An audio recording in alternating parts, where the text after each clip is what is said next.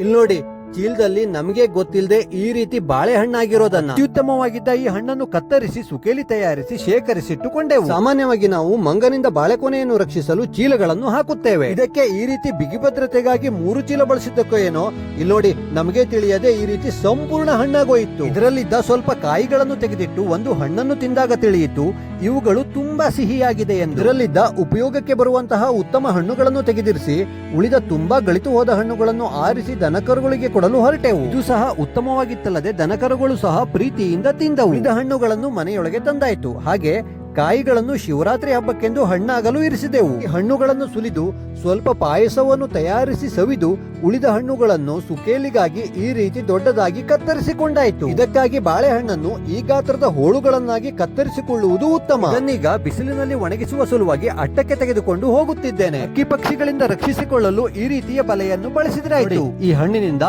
ಇಷ್ಟೊಂದು ಸುಕೇಲಿಗಳು ತಯಾರಾಗಿವೆ. 2-3 ದಿನಗಳ ಕಾಲ ಬಿಸಿಲಿನಲ್ಲಿ ಒಣಗಿದ ನಂತರ ಈ ರೀತಿ ತೆಗೆದು ಕೈ ಮುಗಿಸಿ ಮತ್ತೊಂದು 2-3 ದಿನ ಬಿಸಿಲಿನಲ್ಲಿ ಒಣಗಲು ಬಿಡಬೇಕು. 5-6 ದಿನಗಳು ಒಣಗಿದ ನಂತರ ಒಳ್ಳೆಯ ರಬ್ಬರ್ ತರಹದ ರುಚಿಕರ ಸುಕೇಲಿ ತಿನ್ನಲು ತಯಾರಾಗಿರುತ್ತದೆ. ನಂತರ ಇದನ್ನು ಯಾವುದಾದರೊಂದು ಗಾಳಿಯಾಡದ ಡಬ್ಬದಲ್ಲಿ ಹಾಕಿ ಶೇಖರಿಸಿಟ್ರೆ 4-5 ತಿಂಗಳುಗಳ ಕಾಲ ಅತ್ಯುತ್ತಮವಾಗಿರುವುದು. ತುಂಬಾ ರುಚಿಕರ ಹಾಗೂ ಅಷ್ಟೇ ಆರೋಗ್ಯಕರವಾದ ಇದರ ತಯಾರಿಕೆಗೆ ಅಚಾನಕ್ಕಾಗಿ ಒದಗಿ ಬಂದ ಅವಕಾಶವನ್ನು ತಮ್ಮ ಜೊತೆ ಈ ರೀತಿ ಸಂತೋಷದಿಂದ ಹಂಚಿಕೊಳ್ಳುತ್ತಿದ್ದೇನೆ.